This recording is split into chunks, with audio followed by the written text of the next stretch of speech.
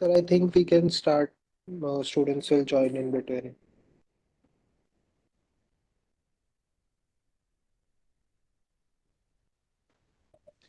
Yeah, Akhilesh, I'll start now. Yeah, just give me a minute.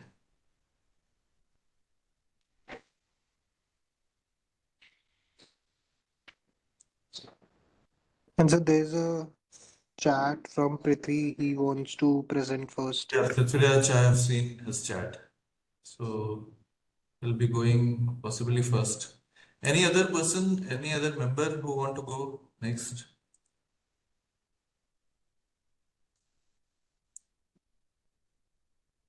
Anybody else want to present?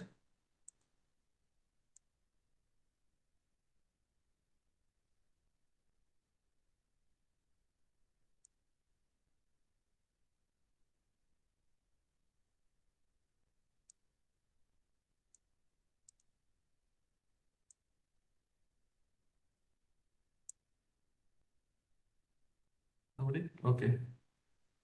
Not an issue. We'll take up further calls. Yeah. So as we finalize. Okay. Before we start, maybe asking people to join, yeah, or to make a presentation. I would like to share something with you. Yeah. So that day, just a recap. What we discussed that day?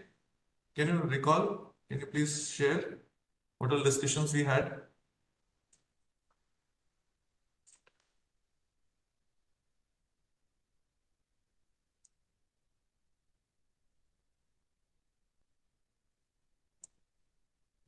Anybody?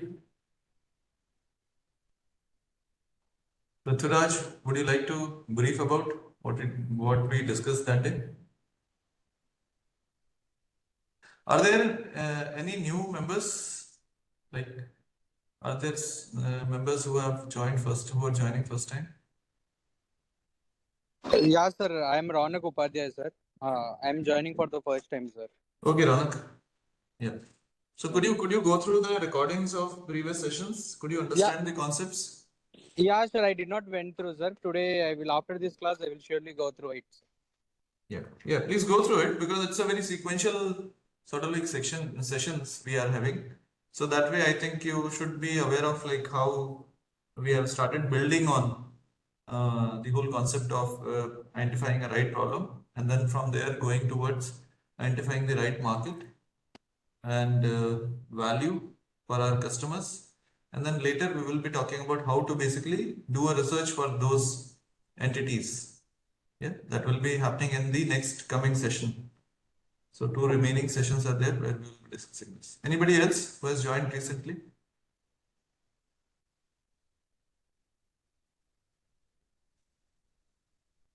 Okay, all other members are from coming from previous sessions.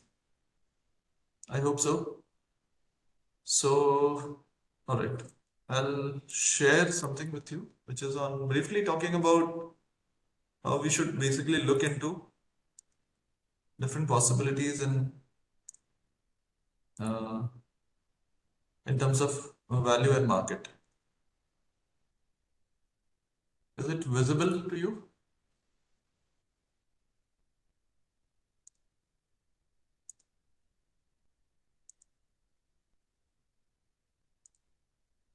Can you see the screen?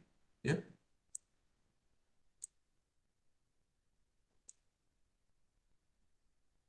All right. So today we'll be elaborating more on like knowing your customer, understanding what is the perceived value, and defining the market.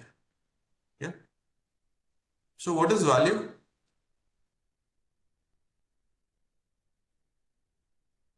Can somebody explain what is value?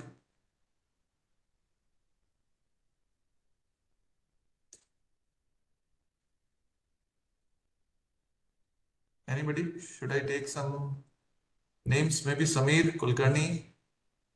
I'm able to see you on my screen. Your name.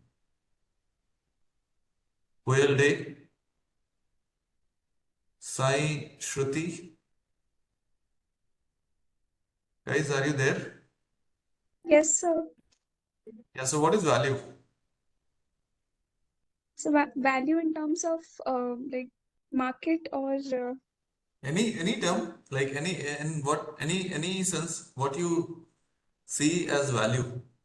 When you say that something is value for you.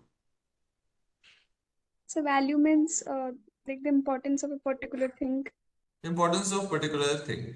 Yeah. Okay, anybody else? Sir, value can be like advantage of the profit or benefit of the product. Okay, comparative. Hmm. Yeah. So there is a comparison. Okay, this is more valued, this is less valued. What is more valued in a day's time? Possibly getting more freer time. Yeah. So time is valuable when you have very tight schedule. And you say that I want to get a break. So that break is very valuable. Or maybe money has a value. If you have too much of money, possibly you will not value 100 rupee. When you have lesser money, you will possibly try to save 100 rupee also. Yeah. So that is value, comparative value. Anything else?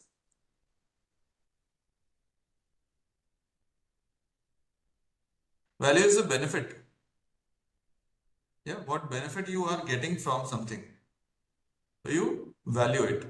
So something is valued at 100 rupees, matlab you have given 100 rupee to somebody और वहां से कुछ response में कुछ मिल रहा है. Maybe you are purchasing popcorn in a cinema hall. Value 200 rupee or 300 rupee a pack. Value of that popcorn outside the cinema hall is 30 rupees or 50 rupees. Yeah. What is the difference in these two things? A popcorn inside the cinema hall and popcorn outside cinema hall. Okay, there are some responses. Okay, guys, just wait.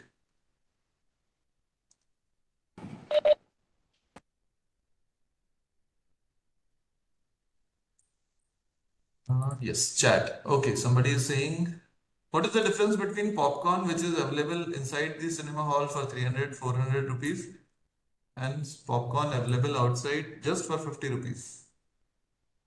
What is the difference of value? So the packaging. Okay. So you pay for packaging, that bucket? Sir, the demand, sir. Demand? Okay, there is more demand inside. Yes. So demand and supply, because nobody else is providing for cheaper, you are forced to purchase for what cinema owner is charging you. Okay, convenience, demand, yes. Divya, very good. Okay, Samir has some problem. Okay, price is the value. Yeah.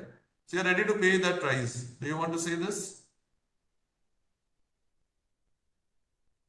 Or maybe place matters. Absolutely right. In terms of like cinema hall, you don't want to go outside, go and purchase 50 rupee ka popcorn, come back, or maybe that cinema owner cinema guys will not be able to, they will not be allowing you to come back with the popcorn, or even not, they will not be allowing you to come back also. So that way, place matters.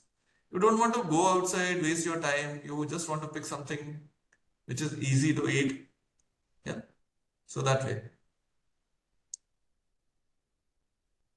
So mostly we pay for something where we feel some benefits are there. If we find some benefit, we'll pay for it. If we don't find benefit, we'll possibly not pay for it. Yeah, that is how we decide our value. Yeah, for anything which we are dealing with. So here in this scenario, when you are taking up a social innovation challenge, when you are taking a challenge in the society and trying to solve that problem by providing some services or by providing some solutions, the understanding of value becomes very critical, because the mass which is available outside is very, very big and they are not in your control. You are not able to basically tell them that, okay, you are providing some services and they should use it, or you are providing some products and they should definitely buy this. Yeah. And this way, it becomes more challenging to understand the concept of value, that what is something they will take. Yeah. If you are going to provide education, how they value education. If they value education, there will be a lot of takers. If they don't value education, they will not come forward. If education is coming at a cost, there are less takers. If education is free of cost and if it is not perceived rightly, then again people will not come for education. Yeah. So that way you have to understand that how you are going to bring value in your offering and how the large number of people who are going to benefit from your social engagement or social innovation, then possibly there is an impact in the society. Yeah. So that way you have to look into possibilities that value is created and value is shown to the customer. Yeah. One good example in terms of education is like midday meal. Do you know what is midday meal? I hope everybody is aware of midday meal scheme in schools.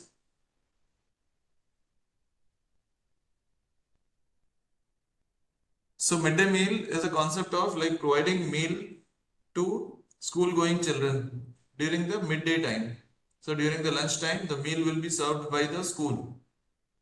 And by providing that meal, what happens? What is the idea of government? Like what government wants from that meal?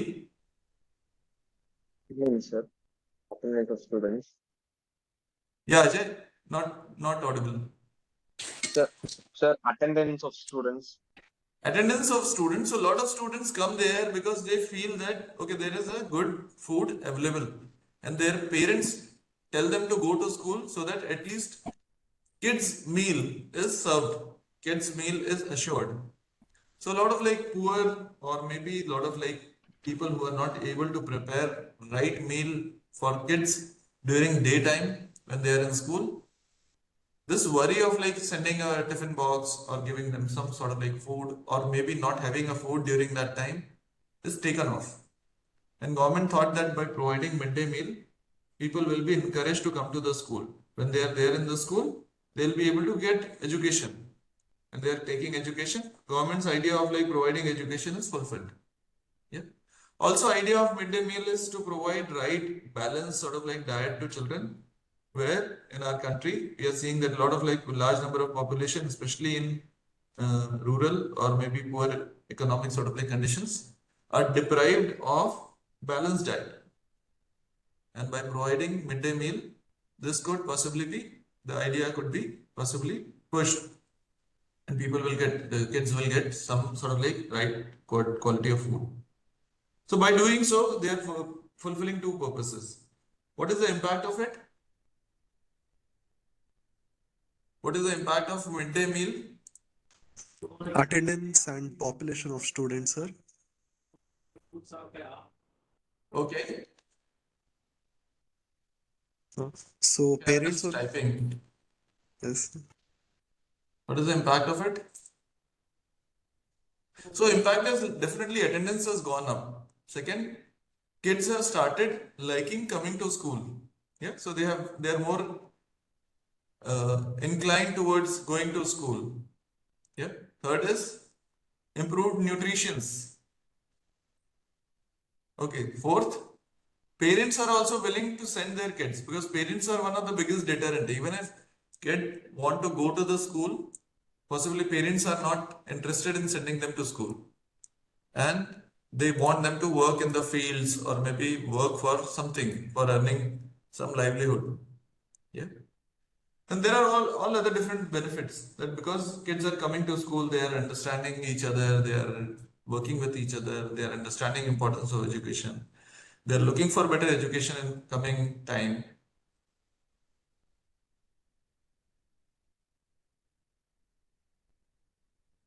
Okay, promote social equality. Very good, Samir. Very good point. Yeah, promoting social equality by asking them to come together and study.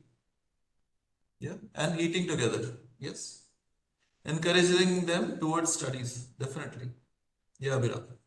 So that way, this was one of the social impact innovation, which was very successful. Similarly, if you see, government has come up with the employment guarantee scheme, which is called Manrega, Mahatma Gandhi Employment Guarantee Some Scheme. Yeah.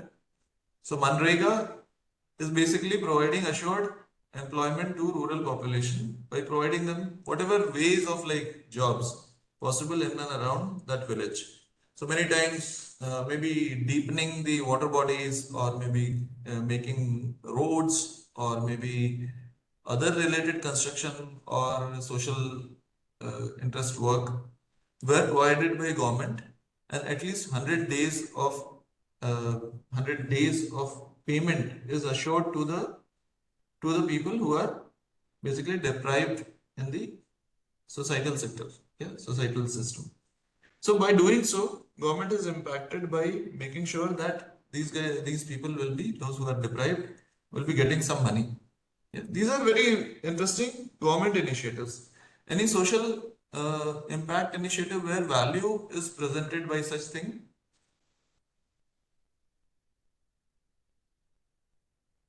Any such thing where value is provided and then people are like really looking forward to taking that initiative? Aadhaar cards? Yeah. Aadhaar card could be a value seen from the identity perspective. Aadhaar is ensuring that there is an identity card which will help you to get maybe ration card, or maybe help you to get uh, cooking gas cylinders, or maybe you will be able to open your bank account, or maybe while going for employment, maybe permanent or temporary employment or daily wages, they will have something to present themselves as a as an identity. So that way,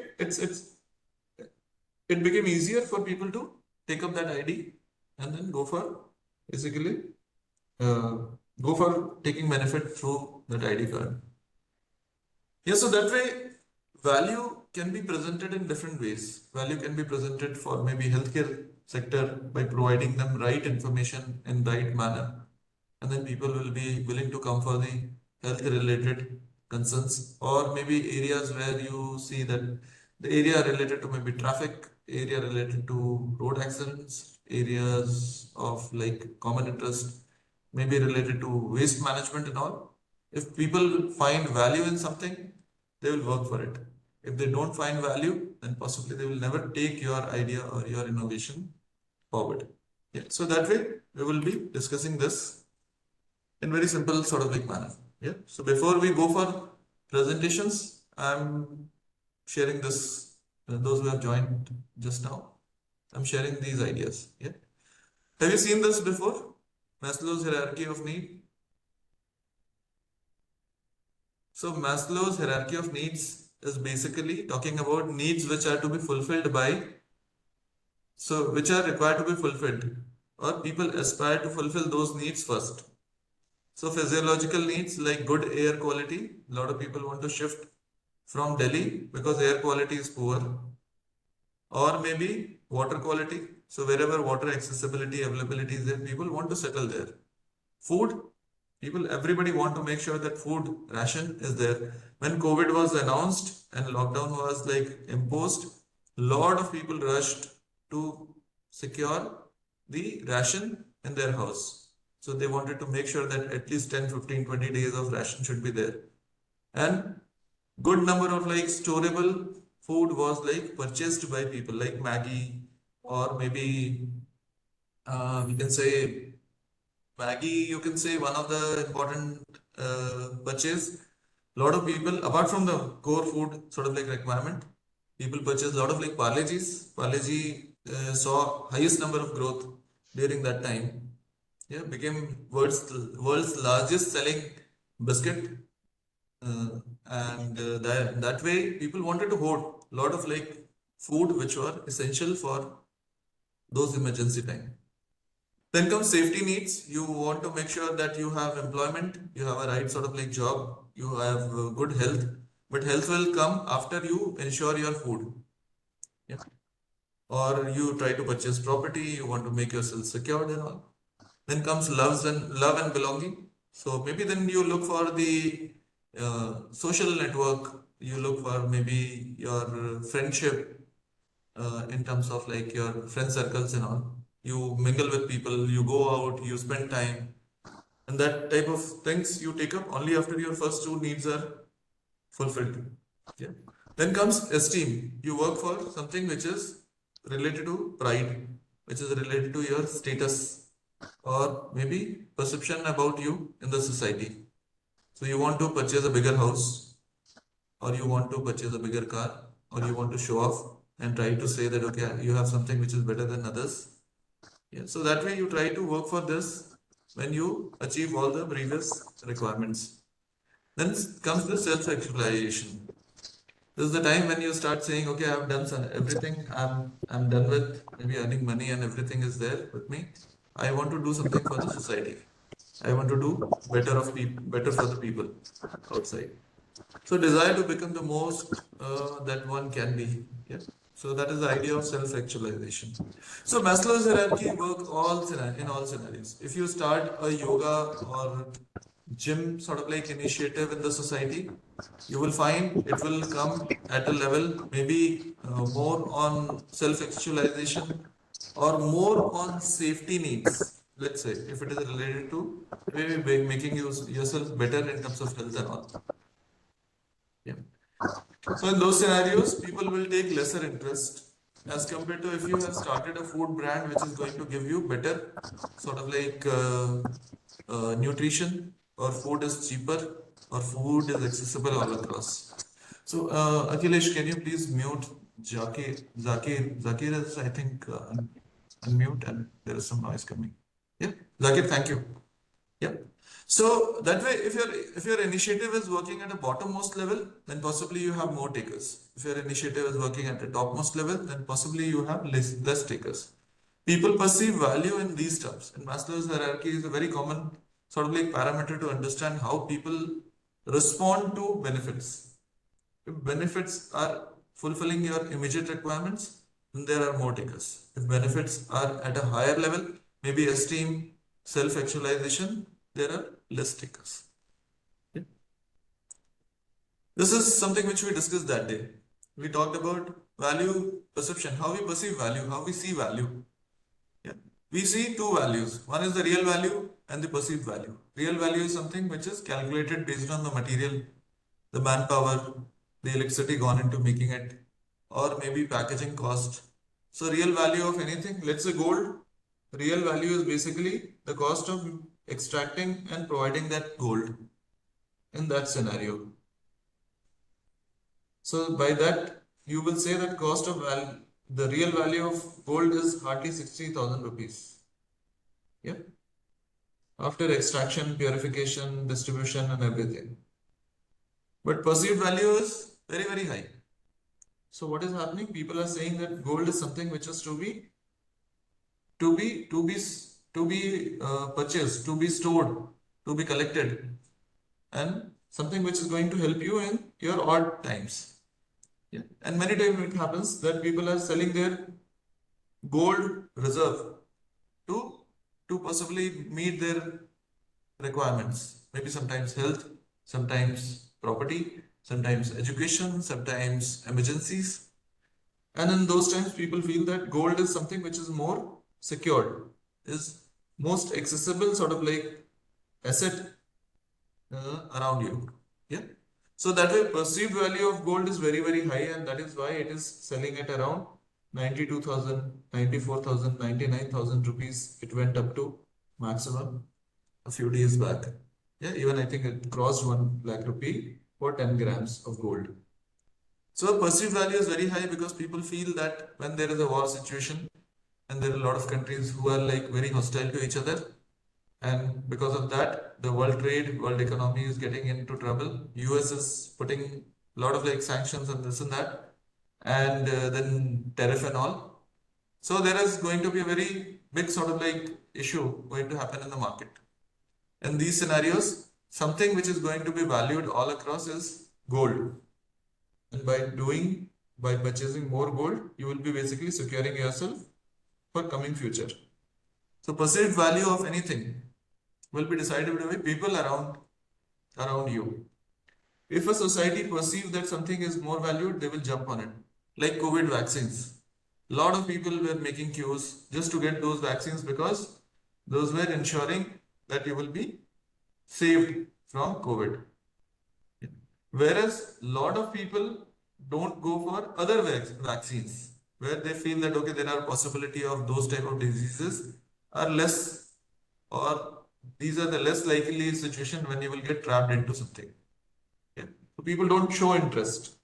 So immediate benefit, if it is there, people will take it. If there is no immediate benefit perceived, then people will not go for it. Same way we can define economic value and market value. Market value is something which is going to be responded by the market, like share prices. Yeah. So share price is basically based on the market value. If in the market, if there are more buyers, share prices will go up because everybody want to buy this. If there are less buyers, then possibly value will go down. So any stock which goes down because there are more sellers and less buyers. Stocks which are going up in the market system is all because there are more buyers, more people want to buy this. So market decide value of something.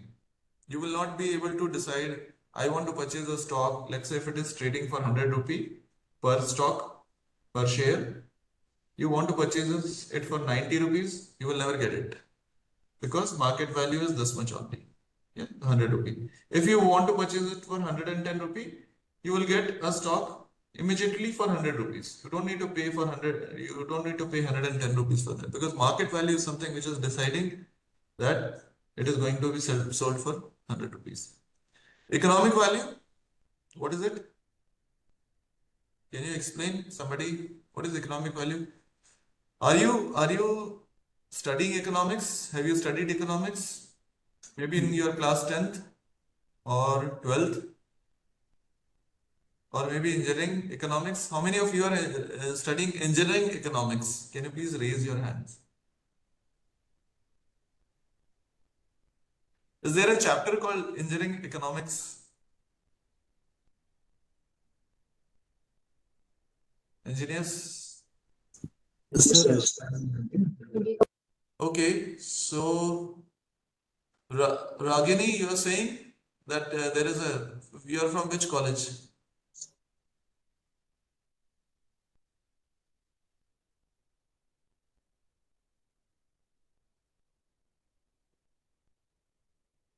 Okay, so engineering economics basically talks for IGDTUW. Okay, very long short form.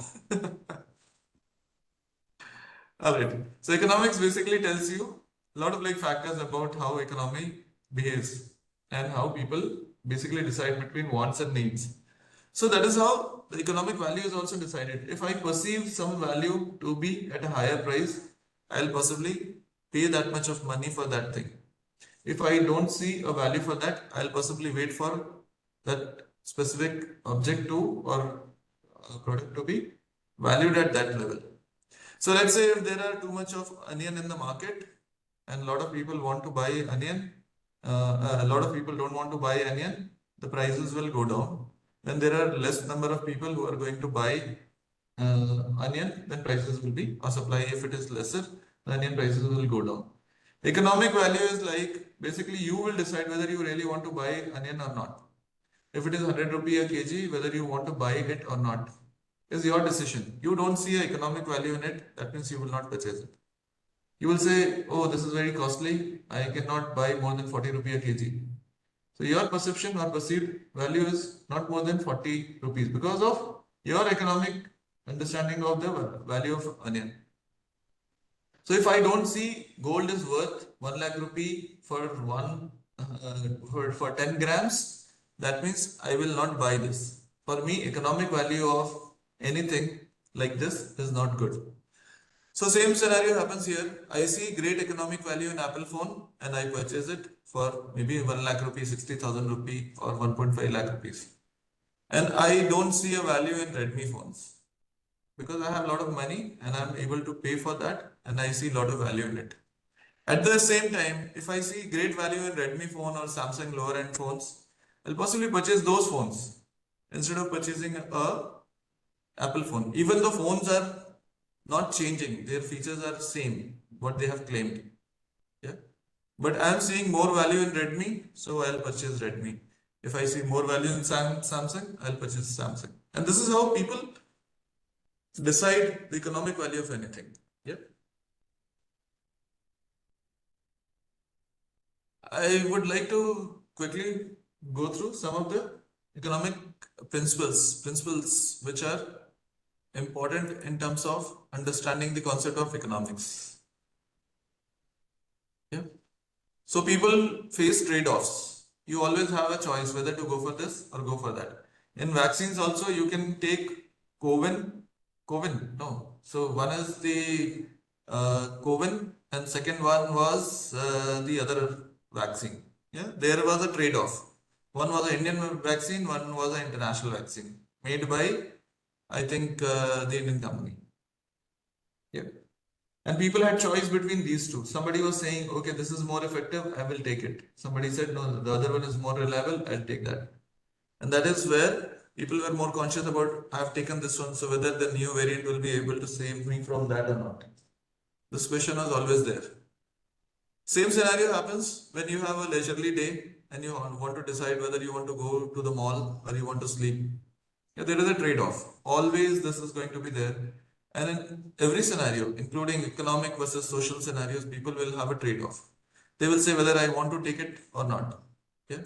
If there is a choice given, people will have to take only one, and that choice will basically decide what is going to come out as a result.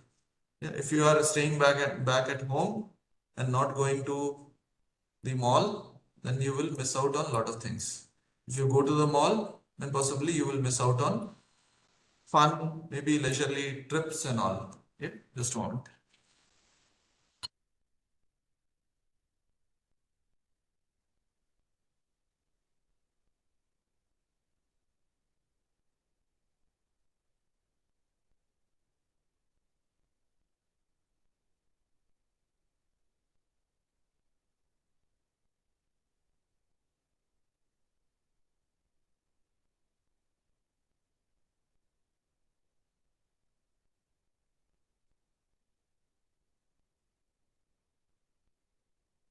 I'm sorry. Yeah. So trade-off basically is the option between two and you have to take one. Yeah. And this is a hard choice all across our life that we face and we have to decide. If your social innovation is having that type of situation where people have to choose one against other, then you have to make sure that people are choosing your options only. Yeah. So let's say you're providing education and there are free education provided by the government, and there is a clash between these two whether people should take your format or they should go to the format which is provided by the government. There has to be something which will make them value your offering.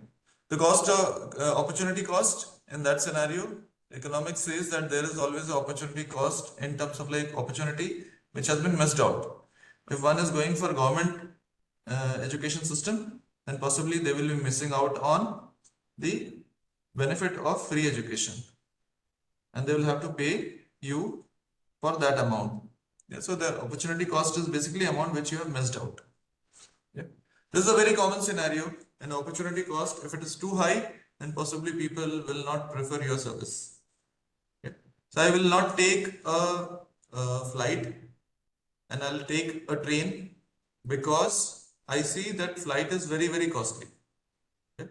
And in that scenario, I'm ready to spend maybe 3 times or 4 times extra time going by train. So opportunity cost is basically the time which is saved by me if I go by flight. So opportunity cost is very, very important factor which decides how you are going to choose between two and what you are going to face as a consequence if you are not taking something else. The rational people think at the margin, so people will always look for the benefit. This is the concept of value when we are talking about how people are going to respond to benefits. If you are giving more benefits, people will take your offer. If people don't see a benefit there, then possibly they will go for something which is more beneficial. So you cannot be a mediocre in a given competitive scenario, and you cannot be struggling for people's sort of like favor. So better to create value so that people will come to you. So provide them very clear benefits that people take your offering. And the fourth concept, which is again around value and around people, the fourth concept of or fourth principle of economics talks about people respond to incentive. If there is some incentive, then people will take it. Yeah, that is where offers work. That is where people respond to maybe benefits which are in tangible manner. So if I'm saying 20 gram extra, people will take it for same cost. If I'm saying 10% lower cost, then people will take it. If there is a freedom sale, a lot of people go to online sites and try to purchase things.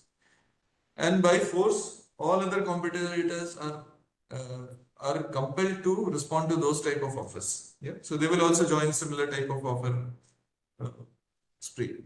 Yeah. So that way, people face trade-off. Yeah. When we are saying there is a trade-off between two given options, people will always have a choice how they are going to take one service against other. Yeah. This is always decided by supply and demand. If something is good in supply, there will be more number of takers, yeah, because prices will go down. So more number of supplies, that means prices will go down. That means more number of people will take it. Yeah. If prices are going up, that means people will refrain from purchasing it, and then there might be possibility that there is no taker at a very high price of goods. Yeah. In these two scenarios, when prices goes down, the supplies also goes down. The manufacturers don't want to send their products or services out there in the market. When demand goes up, there is always a good number of supply going to be in the market. Yeah. So idea here, when you are offering an innovative service solution or social sector solution, make sure that there has to be good demand.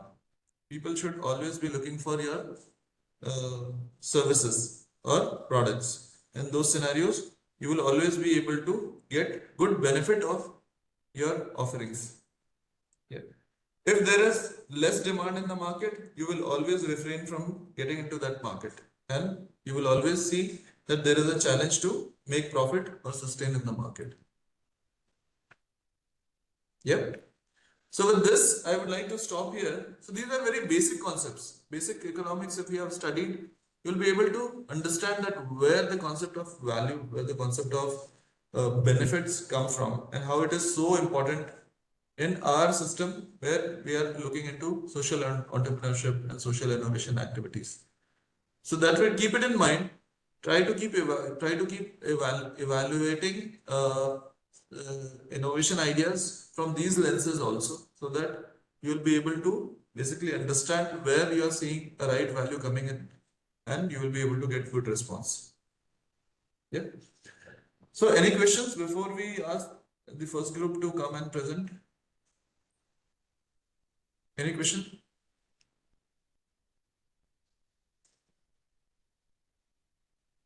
Anybody want to discuss their idea from the from the value perspective?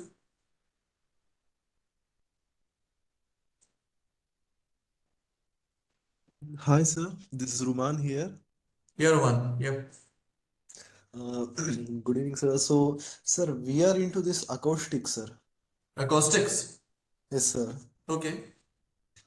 Sir, in acoustics, what we have thought is instead of using these synthetic panels as soundproof, why not we use this organic materials replacing this synthetic one? Okay. So basically, you are into acoustics. You are into acoustics insulation.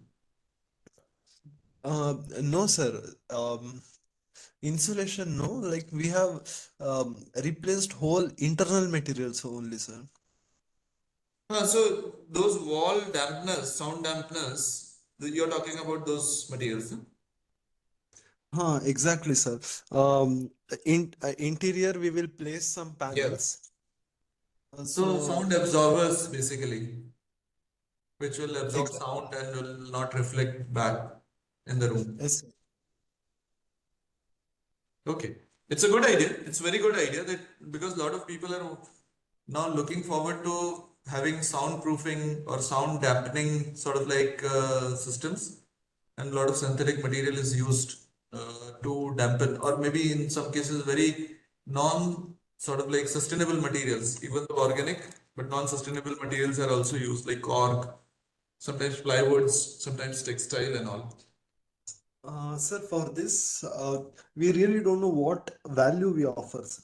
Okay, Because as you, if you know dementia, okay, dementia, it's sort of age-related disorder. Like if people are continuously exposed to sounds and whose houses are situated in commercial areas and industrial areas, and as such office as the age like comes to above 60, they will face many hallucinations and some sort of disorders. okay, So these are toppings which we could give to us, but value we are still trying to find out, sir. If someone asks what is the value, we say that it's a sound proof better from the like what to say traditional synthetic one. This we use rice husk and some sugarcane bagasse okay, somewhat like. okay. So soundproofing is required for people who are suffering from dementia. They want environment which are like more acoustically comforting, something like that. Um, yes, sir. Sir, everyone can have dementia, sir. Even me, even you. It depends Okay, upon exposure, sir. If more okay, exposure we have in our like 30s or 40s and 20s to the sound, we can have okay, many disorders. okay, So, sir, what we thought was we can say people about their future and we can place this. Sir, if you use our product, you can be safe from so and so such thing. okay. So what is the product? You are saying that applying on wall, the complete room is made in a more acoustically sort of like designed way, Yes, sir. or We did. you are providing some dampening enclosures which I can use while sitting here or something. Sir, usually our walls have this windows, sir. Walls have the Okay. voids. The voids have windows. Sir, if you close the doors, windows, everything, if there is a cracker burst outside your house, you are able to hear it. Not Yes. just because of the windows, but because Okay. of the sound which travels through the walls. So, sir, we will cover everything, sir. Each and every place. Okay. All right. So what is the value in this? Can you Uh, evaluate and can we discuss? Maybe people can help. How many people really want rooms which are acoustically designed? Guys, please raise hands. Raise your hand so that we can get an idea how many people really want this. So, Roman, first value is like how many are the real takers? Let's say if you look into this slide, the, the slide here, where do you find yourself in this chart? You'll sir, find possibly safety or need, safety need, yeah, no, personal no, comfort and all. no, sir, it doesn't come over there. It's like Okay. love and belonging, sort of. Love and belonging, maybe more on the higher side. So Yes, that sir. is where, Roman, I think a lot of people don't perceive it as a immediate requirement, and they Oh, might postpone it till the time they don't actually need it. Yeah. So you have to get it to the next possible level. Maybe you can get it to more personal safety, convenience, comfort, health. If it gets into health, maybe it will be more acceptable. If it gets into the basic one, which is basically helping in the area of like shelter or maybe sleep or something, people would be willing to take it. oh, yes, sir. Yeah. Sir, why we put our hands into this is this, sir, if I ask you, give me some names of some soundproofing companies, you will be hardly able to list one or two, sir. It's completely blank. Yeah, yeah, absolutely. So Yes. if you could give some our boost and we can become the pioneer, sir. Pioneer of some in No, it's this a good industry. idea, and people are see with increasing income, with increasing affordance, people have started looking into multiple levels of interventions. So those who are affluent have started designing their homes from the sound perspective also. Earlier, the idea of housing was basically about shelter. Then later, when more affordance came in, people started looking into spaces. Yeah. Uh-huh. Then later, people also started looking into experiences. How you bring in lighting, how you bring in curtains, how you bring in furniture, more experiential.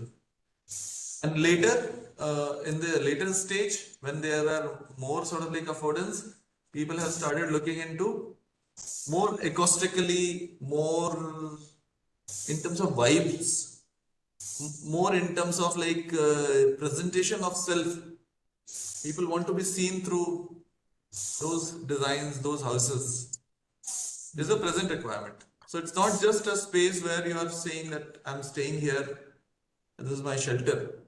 People are saying this is something which represents me, and people are ready to take help like yours. Yeah, where they're more concerned about how every detail. So every detail in terms of like how quality of air, quality of sounds, quality of light, quality of texture, yeah, and materials and sustainability and all, everything is coming into it. So even though it is coming at a more higher level, people are ready to spend money for it. So definitely, I completely agree. If you can provide an alternative material which is more efficient and cost effective and more sustainable, there is going to be a great sort of like benefit. Oh, sure, sir. Sir, and thank you so much for your guidance, sir. We had one more thing, sir. This anti-fogging of helmet visor. Anti-fogging of helmet visor. Okay. Big Sir, challenge area. uh, if you could mind me, I could explain it right away, sir. Oh What exactly? yes. Sir, we have figured it out that major of the accidents are happening due to the fog, which is created at the nostril air, which is inhale and exhale, and it creates a foggy thing. And the riders who ride for 100 kilometer at a stretch or 500, they face a ton of issues. So what we thought was we would give vents in near the nostrils, connecting to the middle of the head, sir, and we would place pure cotton thread, which is in direct contact to the uh, person's back neck, and there is a pure cotton connected to a copper, sir, and that copper wire is being boundary to the helmet visor. So as a sort of electrons getting placed, and it avoids the placement of the moisture. Okay. Sir, this is So the whole yeah, idea. it's a good idea, but people would not be interested in looking into what is the technology behind it. They would just want two basic things. One, whether it serves the purpose or not, whether it avoids that fogging or not. Second, at what price? Uh-huh. Yeah. If price is very, very low, then people would take it. If it is really removing that fog, they will be ready to pay little extra. But Oh, if it is not doing one of it, then people don't see a value here. oh, yes, sir. So make sure that your function as well as the pricing is rightly matching and creating a larger value, sort of like offering. Sure, sir. Yeah. If it is too pricey, let's say only if you are changing that visor and it is fitting into the existing helmet, just by changing visor, if somebody gets rid of that fog, people will be ready to jump on it. But if it is costing 2000 rupee, they would say no, already I've spent 2000, 3000, 4000 rupee in helmet. I'll not again spend 2000 rupee just for the visor. If Oh, we are providing this at 200 rupee, there might be too many buyers. If you are providing a complete new helmet which is functioning like this and this is costing 6000 rupee, you might have some challenge. If you are providing that new helmet with this feature for 3000 rupee, there might be a lot of like people who are going to take it. So people will always prefer what is the cost of it and how I am able to possibly get benefited out of it. Some will say, okay, just keep visor little open, let air pass through the helmet, and you will not be able to get that fog. A lot of people are doing some jugards, and they are okay with it. So if it is too pricey, then might be less taker. If it is highly functional and highly urgent, like in terms of safety or in terms of comfort or convenience and all, you'll be more taker. So value is a basically multidisciplinary concept of how you are going to get benefited through those sort of like offerings. It is not just price. People pay high price and purchase things which are really exorbitantly high. And people also don't purchase something which is very cheap and fulfilling requirements, but just because of the price, they are not going to jump on it. So there are multiple things which need to be placed in that way. Sure, sir. Just one. Thank you so much, sir, for your light. Yeah, Raman. So look it from that perspective. It's very interesting, na? It's not rocket science. You have to just understand every nuance of it and where your customers and how they are seeing that value into it. You will be able to resolve this challenge. Yeah. Absolutely, sir. Okay, can we call Prithviraj? And after Prithviraj, is there anybody who want to discuss the idea of value perceived in their offering? So Sandeep, after Prithviraj, Sandeep.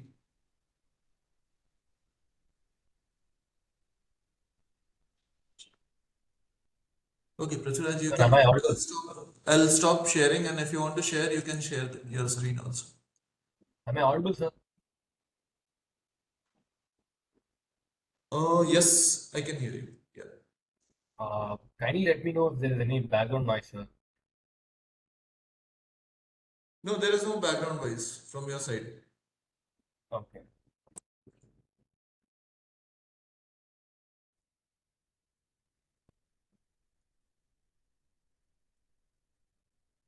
Sir, so I'll explain my problem by taking 4 sample users. Uh, so first it is Arun. He's 16. He lives in a small town near Madurai. He's a passionate kabaddi player. He plays kabaddi with his friends in barefoot in dusty roads and fields. He dreams of going international, represent his country in a huge stage, but nobody outside his area knows his name. But they all recognize his talent and potential. He has no idea where to get exposure for the skill he possesses. Now let's move on to the next person, who's Rekha. She is a certified badminton coach based in Coimbatore. She's trying to build a name and attract students, but she lacks visibility. She wants to mentor rural kids, but she doesn't know where to find them, nor athletes, and how to find them. She can't reach more than her locality to find athletes and motivated athletes. Her online sessions barely reach anyone beyond the WhatsApp circle. Now, the third person here is Sandeep. He's a sports physiotherapist. He just completed his degree for sports physiotherapy. He wants to work with athletes, but most players don't even know they need one. He's stuck talking. He's stuck taking generic clinic jobs while rural athletes suffer injuries with no help. Now, finally, the last person is Aarti. She's a national level chess player. She heard about a government scheme offering funding, but she missed the deadline, unfortunately, because she didn't hear it in time. So, what is the problem? The problem is India has millions of athletes like Arun and Aarti, thousands of passionate coaches like Rekha, and a growing army of support staff for sports like Sandeep. But they all live in different silos. They don't have visibility among each other. They are not interconnected. They are poorly interconnected, in fact, and they lack. Most of the athletes lack guidance, and there is no platform which interconnects all of them. So that's exactly where our platform steps in. This is our problem statement. There is not a unified digital platform that enables Indian athletes, especially the athletes from underrepresented areas, to enable them by providing the exposure they require, to enable them connect with coaches and trainers, to give them prompt information about the schemes and tournaments that is going around in their sport, and government schemes that is going on in their sport. So due to this lack of a platform or a service, there's a disconnect results in underutilized talent, low visibility, and stalled athletic growth. So primarily our users are athletes. It could be rural athletes. It could be athletes from slum areas, that is underrepresented areas, and it could be even athletes from metro cities or high-funded cities. It could be coaches and trainers looking for motivated athletes, and secondarily it could be sport experts, nutritionists, physiotherapists, fitness trainers. Local clubs, event organizers can also be helped through our platform. They can post their events in the respective sport community, and even government bodies can post their schemes that they are publishing promptly in their community as well. Now, how are the users affected? If you see for athletes, they miss out on opportunities due to lack of visibility, and they drop out of sports due to lack of guidance. They possess a lot of skills. They have the skills, but they don't know how to expose those skills to the right people. And obviously, they have poor coaching among them, as you saw in the case of Arun. They also don't know about the schemes and events that the government is providing to uplift them and promote that sport itself. And there is no access to. They don't know how to access support staff, and most of the Indian athletes don't know support staffs are present for sports as well. If you see for coaches, they struggle to grow online. They struggle to get people or get athletes outside their locality itself. And supports, now if you see for support staff, they are highly underutilized. They are working in normal clinics, accessing, helping out normal people, whereas their job is to help out athletes. They are underutilized. So organizations and clubs, they can obviously promote their events and get their fair and correct reachability, attain correct reachability. So these are the user needs. They would require a platform. Athletes would primarily require a platform to showcase their skills, connect with mentors and coaches, and get proper guidance. Showcase their skills. That is, they could get a profile. They could showcase their skills by uploading videos, pictures, and their achievements in that, and get prompt information about tournaments and schemes, and get recognized beyond their hometown. Coaches, they would require a platform to get connected with athletes, the same as athletes getting connected to coaches. So they could offer training sessions through that, and they could improve their work opportunity. They could get great work opportunity through this. And support staff, obviously, their use will be used in the right place will be improved a lot. And organizers and clubs, they could promote the events. They could increase the enrollment of the right people, and they could increase the visibility of the events as well to the right people. Now, what is the problem we solve? So, primarily, we bridge the visibility gap among athletes. That is, athletes from underrepresented areas, let's say any rural area, they get very less exposure to the skill they possess compared to athletes who are in high metro cities such as Delhi or Mumbai. How do we do it? We enable them to create a performance-driven profile. So this enables them. This enables fair talent recognition. Okay, and then next, we help athletes connect with coaches. That is how coaches, nutritionists, physiotherapists, and other support staff. That is how we generate work opportunities for all the people out there. And what we do overall, we unify the fragmented ecosystem of fragmented sport ecosystem of India by bringing all the stakeholders into one platform. Okay. So the market we address is, let's say for total addressable market, it will be the entire Indian sport ecosystem. Obviously, India has a lot of potential in sports, but it is underutilized. You will see the situation of the amount of medals India has got in Olympics compared to China. Our serviceable available market will be the digital reachable athletes who are connection to internet and they have mobile. I'm pretty sure everyone from rural areas are able to download Instagram, so they will be able to download our application and use it. So our serviceable optimal market, our first 1 million plus users will be taken through sponsorships and combinations with the federations, schools, and academies. We'll also improve. We also provide a paid plan for athletes, a freemium and a premium plan. Premium tools also will be provided accordingly, and we'll monetize it also accordingly. So now the scalability of the solution, since we are promoting our application for rural athletes, we will also provide multilingual support for easy accessibility of the application. Since with growing mobile and internet access in tier 2 and tier 3 cities, the platform has widespread adoption. Is capable of widespread adoption. We'll also provide AI-based connecting systems and e-learning modules transporting in the future. Since our application does not has minimal geographic limitations, we have a high SAM and TAM, and we will also integrate with educational institutions, federations, and the health services and government programs for scale and credibility. So overall, what do we want? We want more athletes in our platform, which would indeed attract others automatically into our platform. So this is our idea on the problem that I've sensed.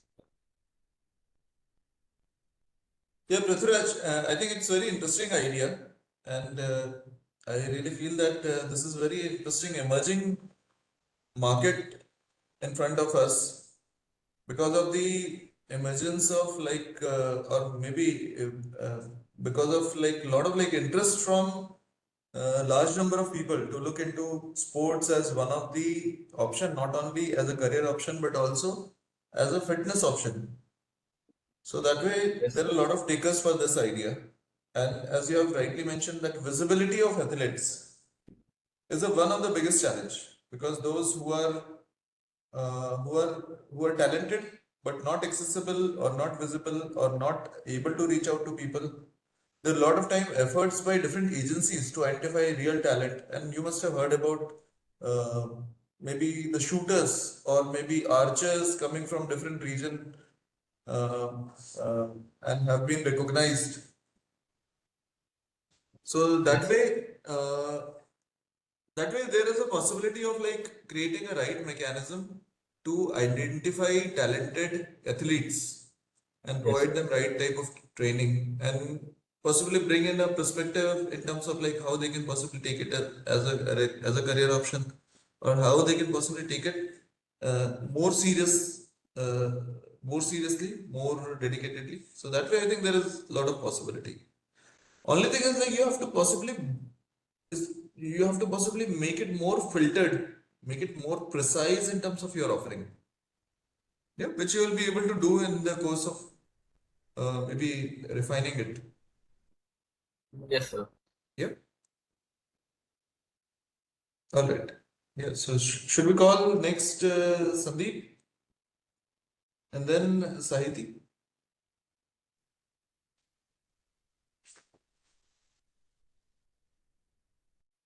Good evening, sir. My name is Sandeep from Vigyan TBI. Am I horrible? Yes, I can hear you. Yeah. Yes.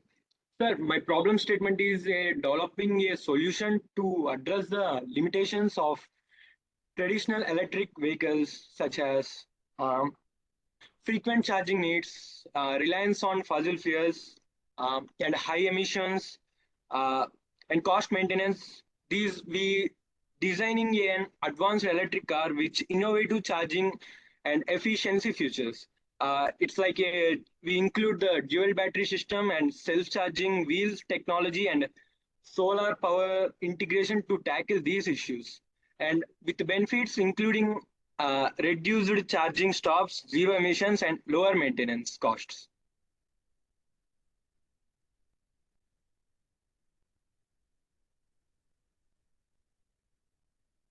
Okay, Sandeep. So what is something which you are providing as a value to the customers? Like what is something which is unique in this system? Because this is something which is being done by large number of manufacturers, as well as a lot of innovators are coming up with a lot of value in terms of charging or low cost replacements and all. Yes, But sir. what is something which is your USP? Yes, sir. In this project, we are including the self-charging technology, which car runs on itself without charging by the people which are trying to charge. Okay. So self-charging means it automatically plugs into something, charges, and then Yes, sir. It charges itself while running the car.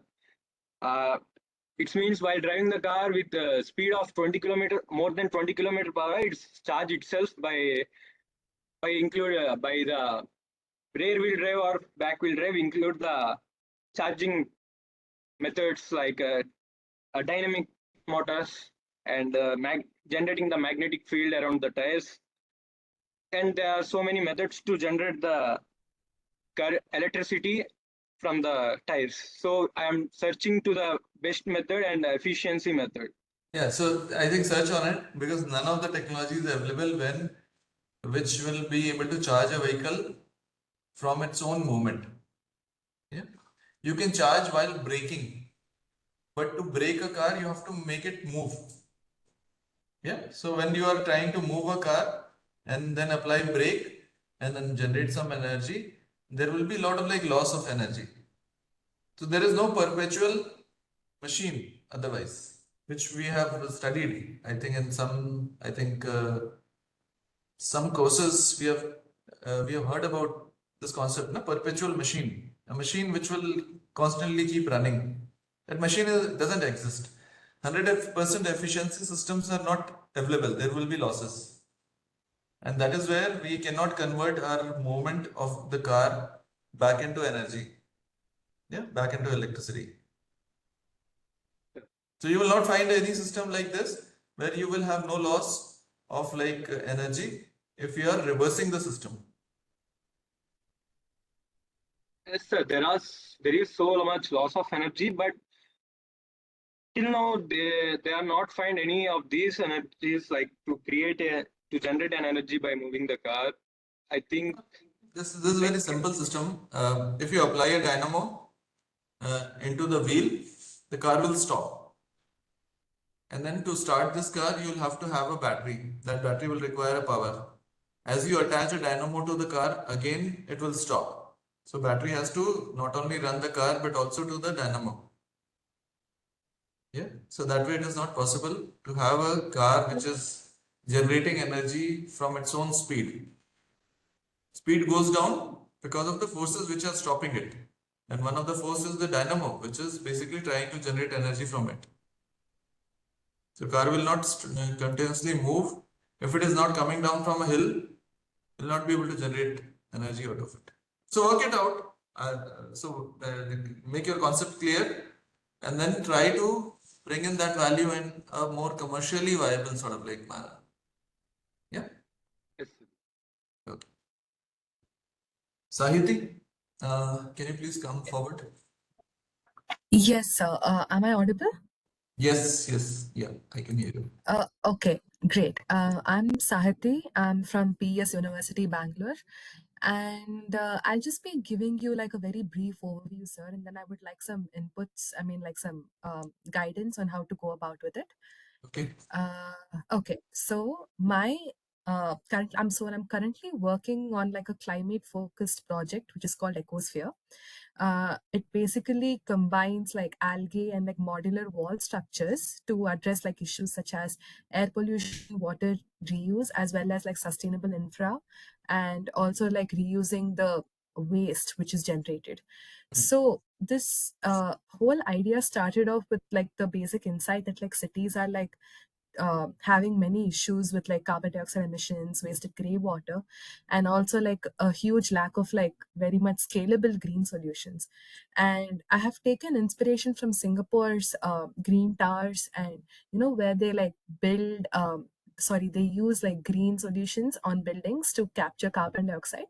But the main focus or like the selling point of mine would probably be that it's a 3-in-1 solution, that you're taking into account grey water recycling as well as biomass harvesting. And so basically this also uses IoT driven monitoring for like real time data and optimization as well. And I've this was what I have pitched so this idea was taken ahead to IIT Roorkee as well, where we have gained recognition. But that was mainly focused on the business pitch and the fact that it was a very good clean tech idea.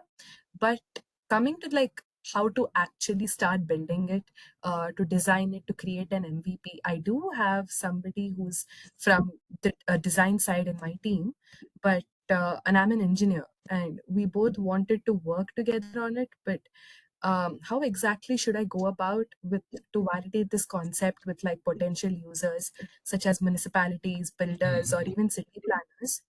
And how do I go about with like the MVP planning and like the early traction?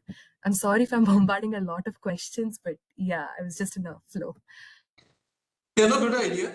I think workaround in terms of like looking into the challenges. Definitely, Singapore has created a very interesting sort of like model, multiple models where they are not only capturing carbon dioxide but also their waste recycling, waste management systems are very high end. And there is a good participation of people also. It's not just one way system where government is putting in effort, but there are people who are also responding to those efforts. Yeah. In our scenario, I think the biggest challenge is not only limited to the government, but also it comes back to the people that how they respond to the initiative. Yeah. I Okay. remember basic example of like segregating garbage into green and blue baskets. Yeah. Yeah. And doing that is a cumbersome job for our people. Yeah. Yes, sir. So that way they don't look at the challenges of the garbage collectors or distributors or segregators and all. So that way we are Yeah. just concerned about. So there is a lot of issue, multiple layers of issues. One is the system, then I think mechanisms, and then comes the idea, perception of garbage and all, and then the practice, participation. So that way, if you just go down, you will realize that at multiple different levels there are requirement of like requirement of innovation or maybe need for innovation is there. Right. But how I was thinking of going ahead with this was to go to B2B, right? So there's corporate social responsibility for companies. Uh, so this and like green credits or something that companies have to fulfill. I do have to do a little bit more research regarding that. But so far, I've gathered this amount of knowledge No, because it's a going good to idea. customers, okay. It's a good idea. If there is a corporate partnership or corporate participation is there, definitely there will be more impact and more seriousness will be there. So government has not tried out this extensively. They have not roped in corporates or maybe large organizations who can have better influence into it. So that way it's a very good idea to look it from that perspective. Okay, sir. Thank you so much. Yeah. Yeah, work it out. And if there is a mechanism which emerges, which is beneficial to both, maybe government as well as the private bodies, it will be a great sort of like. Yeah. Okay. I will definitely work on that. Thank you so much, sir. Samir has written his idea, and if you have gone through it, it talks about the challenges of pregnancy-related complications, and so basically the challenges of detection of risk at early stage, auto-generated reports, which will be useful all across tracking patients' progress over the time, and then possibly looking into the support of the doctors with right insights, because doctors are also not able to comprehend all the reports in one go. So maybe with right insights, if that can be provided in a more accessible manner, it's a good idea. It's very amazing idea because you see India is struggling in terms of like bringing down the maternal mortality and neonatal mortality rate. Okay. We have achieved some, I think, stages we have crossed. I think we have gone a little ahead in terms of like reducing the number, but we are still behind a lot of like developing countries. So that way, it's a very important area to look into. Yeah, and there is a possibility of adopting new ways, new approaches of looking into maybe capturing the right sort of like audience and then getting them on board to participate with this process, the whole cycle of pregnancy, if they are connected and following the instructions and getting in touch with doctors. If it can be achieved, I think it will be a major game changer in terms of healthcare delivery. So it's a good idea, Sandeep. You could not present it, but whatever I could understand, I have tried to present. Yeah. But by knowing the domain, I can completely agree with I agree with you that and everybody will be able to agree with you. Yeah, that this is something where major innovations are required. Healthcare is one of very interesting area, I would say, in our country's scenario when people are awakening, they are demanding healthcare, they are looking for maybe services in more accessible, more cost-effective manner. There are challenges of cost. There are challenges of like right facilities, right diagnosis, like right treatment, or maybe right relationship between hospitals, doctors, and patients. So that way, there are multiple areas where you can pick up any of those areas and you can just work on it, and you'll be a great social sort of like enterprise. So even the basic areas like communication in healthcare, or basic area like transportation in healthcare, are also having great importance, like also having a lot of possibilities. So, and I'm not talking about surgeries and devices and all those type of things. I'm just talking about basic things, basic communication, how you make report, how you make it accessible, how you can track reports, how you can share it with multiple doctors as and when required. It's a basic data management and communication challenge, and we really need to work on it. Same way, transportation, how you take patient, how you possibly carry patient, how you possibly make it accessible in a cost-effective manner, where ambulance service is costing so much, how you can have something which is really cost-effective for patients to be carried from one hospital to other, or maybe one remote location to the city. Yeah. Okay, Divya is also saying something, but before that, I think we'll take Zakir and then Divya. I think your concern will take up, your idea will present. Yeah, so Zakir, I'll request you to come forward. Hi, sir. Hi, I am Zakir Hussain, and I want to present my idea. Okay, I would like to share my. Wait a minute. Yeah.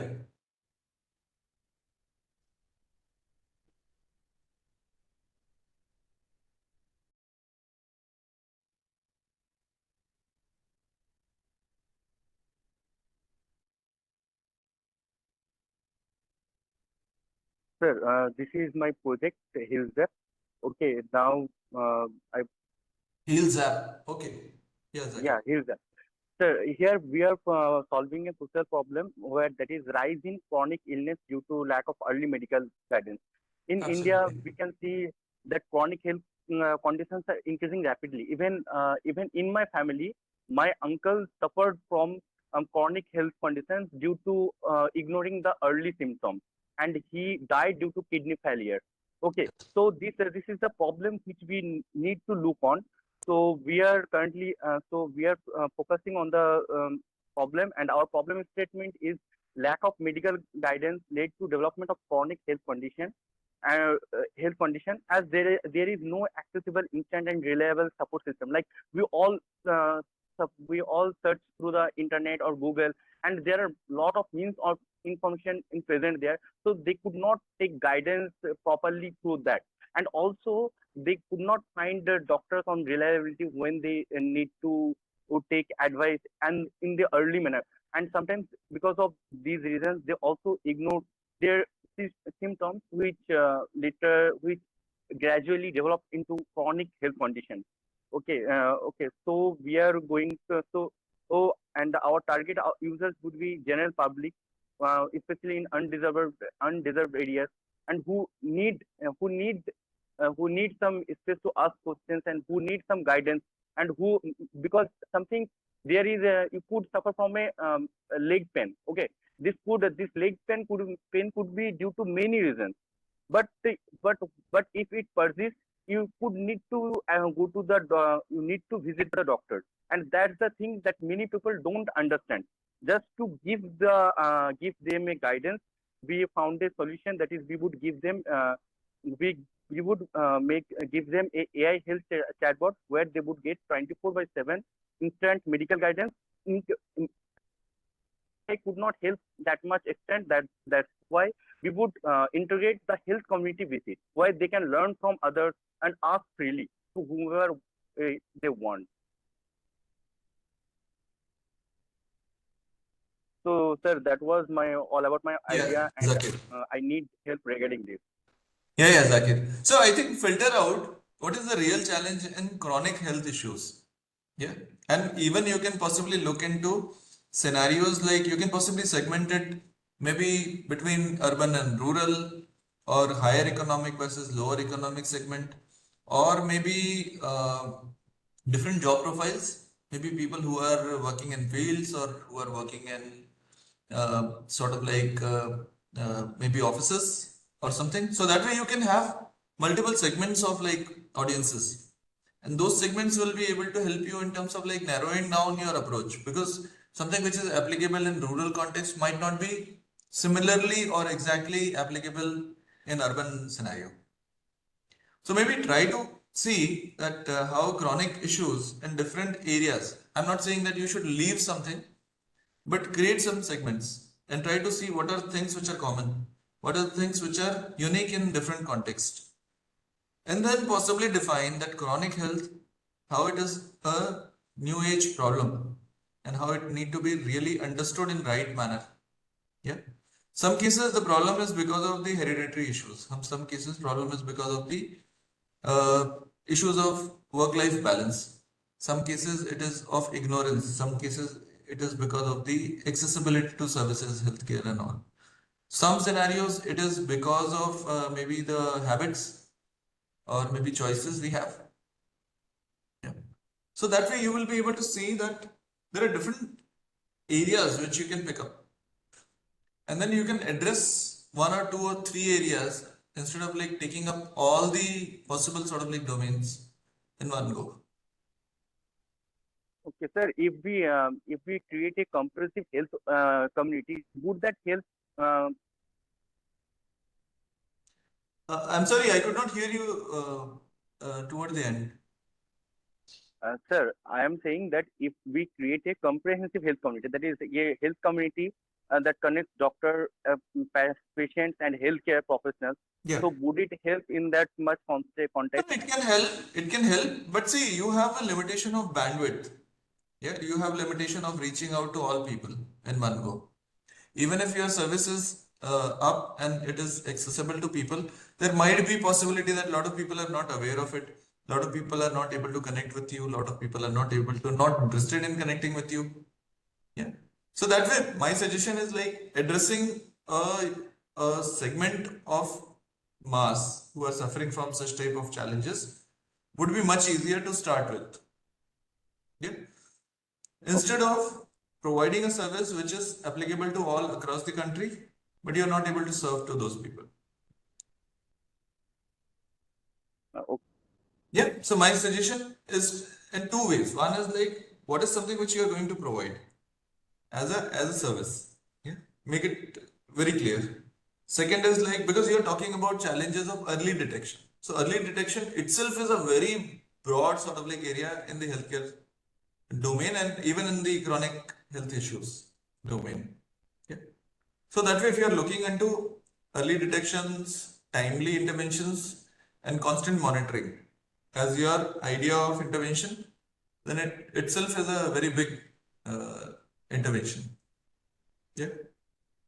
So maybe working around these three concepts would itself be a big sort of like social innovation model. Yeah. And then you can break it down in terms of like rural versus urban versus high economic sort of like segment or lower economic segment, or maybe you can divide it even by states or maybe region or something initially. Okay. So that way, try to see how you capture information, how you can implement it, and then scale it up. Once it is established, then you will find that scaling that is not a big issue. And government will be behind you. They will be looking for your help that way. Yeah. Thank you, sir. All right, and then we come to the last one where Divya is saying something. So Divya's idea is about combination of collection of plastics using RVM. What is RVM, Divya? You are not able to possibly speak, I think.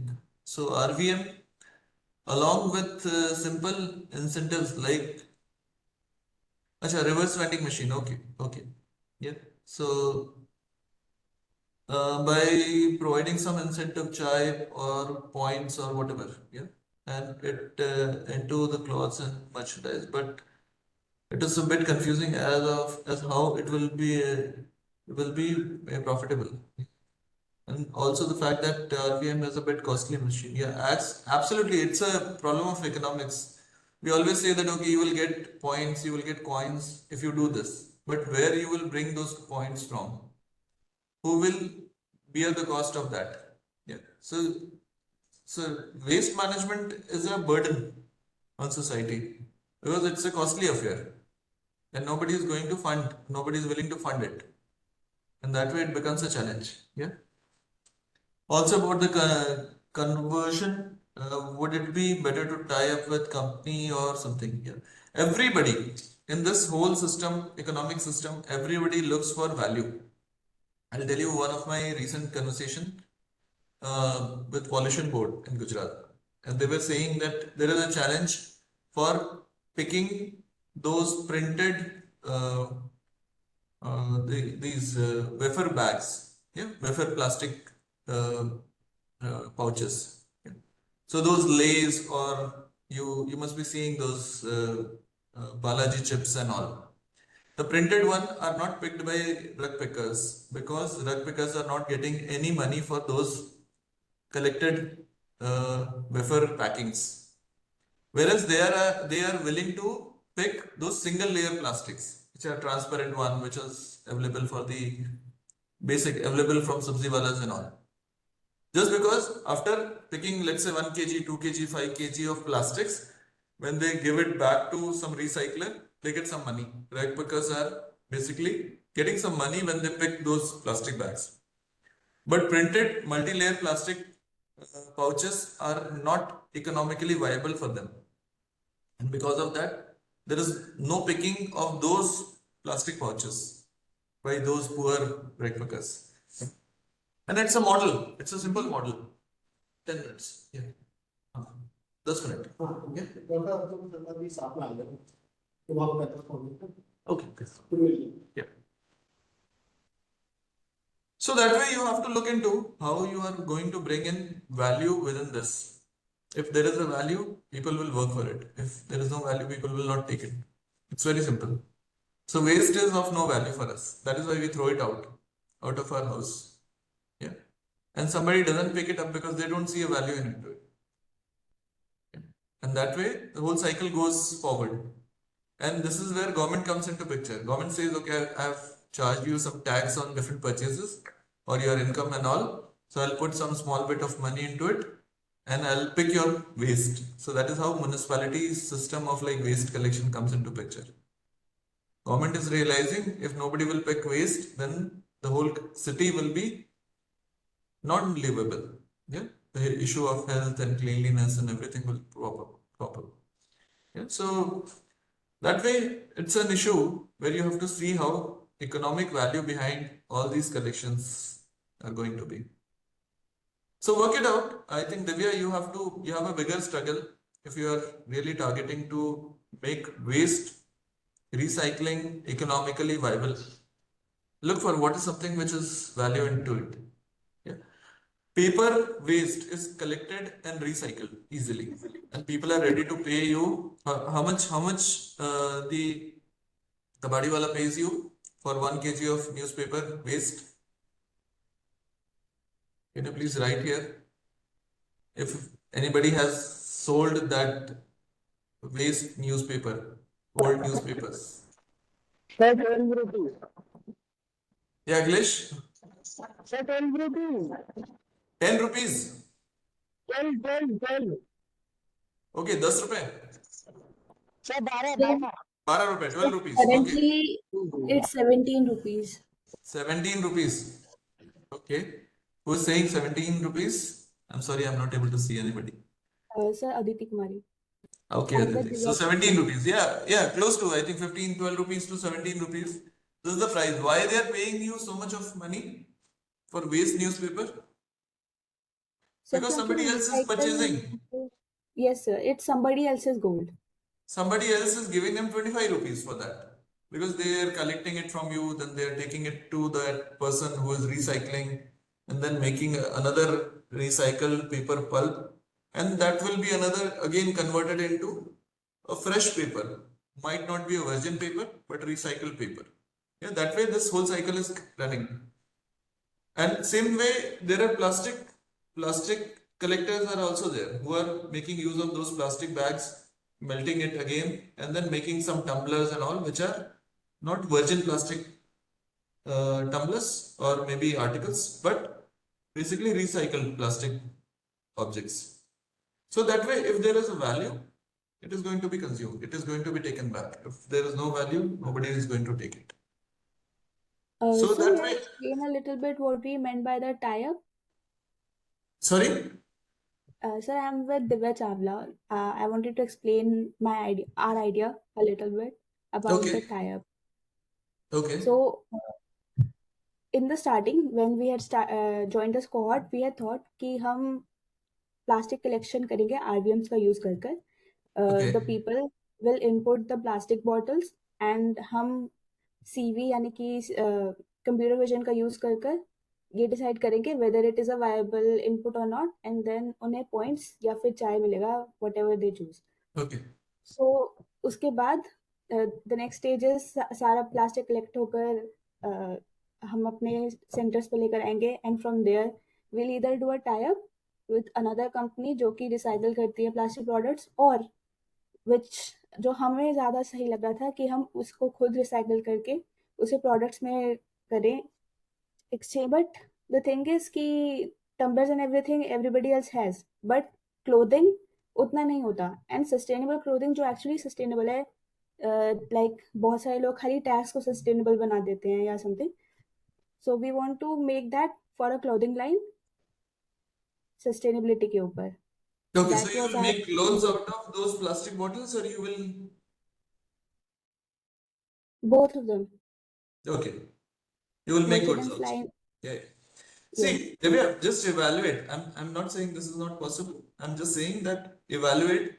If let's say you make raw material out of plastic bottles, what is the cost of that raw material? If it is costlier than the existing available raw material, then people will not take your raw material.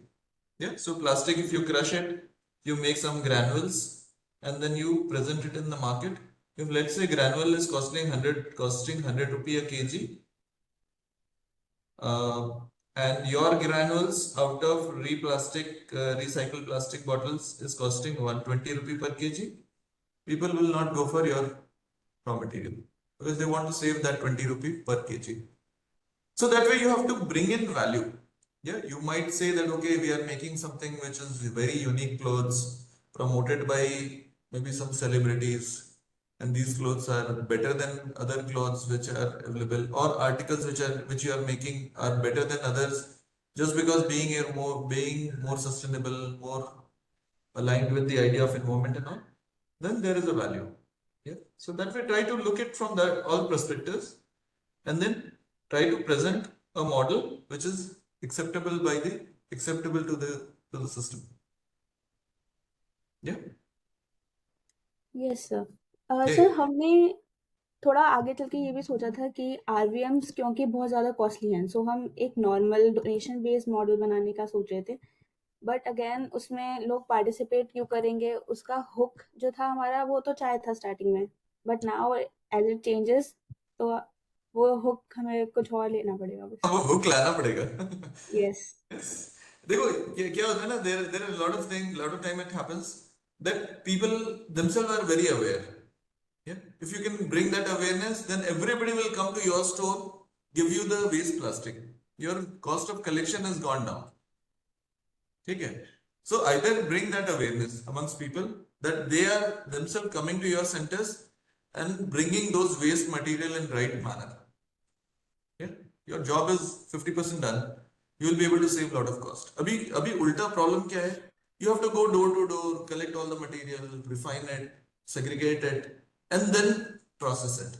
So there is a huge cost of collection of collection of waste. Yes, sir. Sir, हम दोनों college students हैं. Divya Chawla is the leader and I'm the team member currently. And हमारा एक और idea था कि हम road track clubs के साथ करें combine, and because it's already a sustainable effort, so they also pitch in about, yes, with the collection. I was reading somewhere that Dabur claims to be a plastic-free company. Yeah, they have claimed that they are plastic-free because amount of plastic they are using, whatever amount of plastic they are using for their packaging, same amount of plastic they are recycling. Yeah, from other sources. So maybe plastic bottles or plastic containers or maybe whatever plastic they are able to acquire, they are recycling it. And by doing so, they are saying that at one end we are making plastic packagings, and on other end we are recycling same amount of plastic. So they are saying we are plastic neutral. It's a good model. You can tie up with maybe companies, maybe corporates, maybe clubs or social organizations, and you can promote this idea. People will be ready to invest money into it also. That's not a big problem. Okay? But make a right model. Okay? Yes, sir. So there is no right model in that way. Try out multiple models. Yeah? And try to see where you are getting that maybe one unique sort of like approach which is going to solve the problem.